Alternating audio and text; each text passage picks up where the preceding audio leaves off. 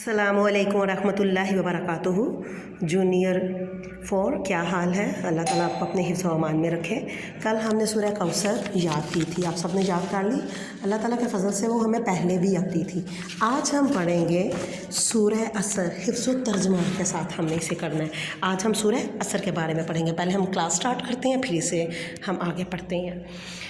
आऊज़ु बिल्लाहि मिनश शैतानिर रजीम, बिस्मिल्लाहिर्रहमानिर्रहीम। रब्बि इश्रह ली सदरी व यस्सिर ली अमरी वाहलुल उक़दतम मिन लिसानी यफ़क़हू क़ौली। Rabbi ज़िदनी इल्मा, rabbi ज़िदनी इल्मा, rabbi ज़िदनी इल्मा। अल्लाहुम्मा फ़क़्क़िहना फ़िद्दीन, अल्लाहुम्मा फ़क़्क़िहना फ़िद्दीन, अल्लाहुम्मा फ़क़्क़िहना फ़िद्दीन। आमीन सुम्मा आमीन। सूरह असर। असर किसको? असर, एक तो असर की नमाज है और दूसरा असर ज़माने को कहा जाता है। इसके दो मीनिंग आते हैं, एक असर का वक्त और एक असर ज़माने के लिए आता है। ये आपने रीडिंग अच्छी तरह, जिस तरह मैं आपको पढ़ाती हूँ, आपने मेरे पीछे पीछे आपने इसको पढ़ना है और इसे समझना है, और इसके बाद फिर हम सूरह याद करेंगे साथ ट्रांसलेशन के। जी, अब जल्दी से सूरह असर, और सफ़ा नंबर है आपका ये 6, सफ़ा नंबर 6 निकालें और सूरह असर है। प्यारे बच्चों, सूरह असर कुरान मजीद के 30वें पारे में है। सूरह असर कुरान मजीद के कौन से पारे में है? 30वें पारे में। ये सूरत मक्का मुकर्रमा में नाजिल हुई। कहाँ नाजिल हुई थी? मक्का मुकर्रमा में। कौन से पारे में है? 30वें पारे में। इसमें 3 आयात है। कितनी? सूरह असर किसमें नाजिल हुई थी? मक्का मुकर्रमा में नाजिल हुई, और ये 30वें पारे में है, और इसकी 3 आयात है। इतना आपको याद हो गया? सूरह असर कुरान मजीद के 30वें पारे में है, मक्का मुकर्रमा में नाजिल हुई, और इसकी 3 आयात है। अब इसकी वजह क्या थी नाजिल होने की?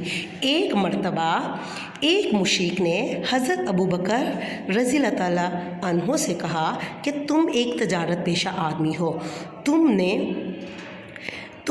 आज तक जो सौदा भी किया उसमें नफ़ा उठाया, लेकिन इस्लाम कबूल करना एक ऐसा सौदा है जिसमें तुम्हें नफ़ा की उम्मीद नहीं रखनी चाहिए। हज़रत अबू बकर सदीक़ रज़ियल्लाहु ताला ने फरमाया, जो शख्स हक़ को कबूल कर लेता है और साबित कदमी से सीधे रास्ते पर चलता है, वो कभी नुकसान नहीं उठाता।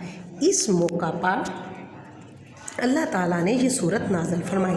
इस सूरत में अल्लाह ताला ने ज़माने वक्त की कसम उठाकर फरमाया कि वो इंसान घाटे में नहीं है जो ईमान लाता है, नेक अमाल करता है, एक दूसरे को हक बात की नसीहत करता है और सब्र की तलकीन करता है। इसके अलावा सारी दुनिया के इंसान खसारे में है। इस सूरत में दुनिया और आखिरत में कामयाब इंसान की खसूसियात बयान की गई हैं।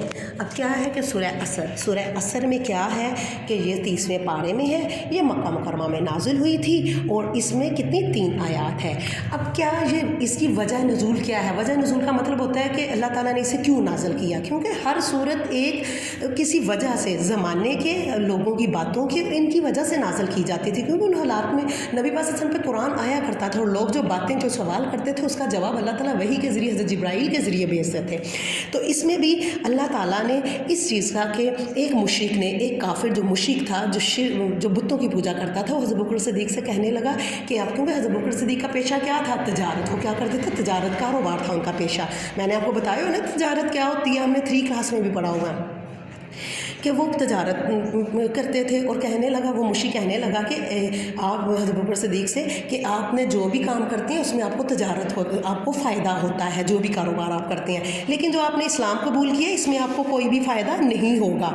तो ये जो इस पर आपने जो किया इसमें कोई नफ़ा नहीं है, ये इस्लाम ऐसे ही कबूल करना है, तो इसका कबूल करना कोई इस तरह नहीं है। तो हज़रत बकर सिद्दीक़ ने फरमाया कि जो शख्स आपको कबूल कर लेता है, हज़रत बकर सिद्दीक़ ने कहा क्यों नहीं, इसमें तो हमें इतना फ़ायदा है और हम साबित कदम रहेंगे, हमने हक़ को कबूल किया, हम इस पर डट जाएंगे। तो जो कोई भी नुकसान, कहते सीधे रास्ते पे है तो फिर कभी भी वो नुकसान नहीं उठाता। इस मौका पर फिर अल्लाह ताला ने आपको ये सूरह नाज़िल की थी कि ये चीज़ वाकई ज़माने की कसम खा के अल्लाह ताला ने कहा कि वो इंसान घाटे में नहीं है जो ईमान लाता है, नेक अमाल करता है, एक दूसरे को हक़ बात की क्या करता है, मुसलमान होता है, ईमान लेके आता है, फिर उसके ऊपर अमल भी करता है।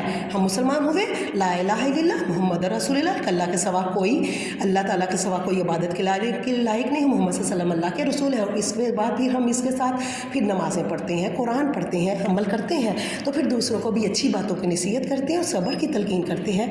तो इसके अलावा बाकी सारे लोग खसारे में हैं, लेकिन जो अमल करते हैं और ईमान ले आते हैं वो खसारे में नहीं है। इस सूरत में दुनिया और आखिरत में कामयाबी की हुसूसियात बयान की गई हैं। अब आपको समझ आ गई कि सूरत इस वजह से नाज़िल हुई थी कि मुशरिक ने हज़रत बकर सिद्दीक़ से कहा था कि आपको इसमें कोई भी फ़ायदा नहीं होगा ईमान लाने का। तो फिर अल्लाह ताला ने फरमाया कि क्यों नहीं होगा, इसके बदले में जन्नत मिलेगी। तो आपने इसे अच्छी तरह रीडिंग कर लेंगे, इतना सा हम आज पढ़ेंगे, तो आपने इसे पढ़ के अच्छी तरह रीडिंग अपनी मामा को सुनानी है। फिर आगे मैं सूरह असर आपको याद कराऊँगी। अल्लाह हाफिज़, भी अमान अल्लाह, अपना ख्याल रखिएगा।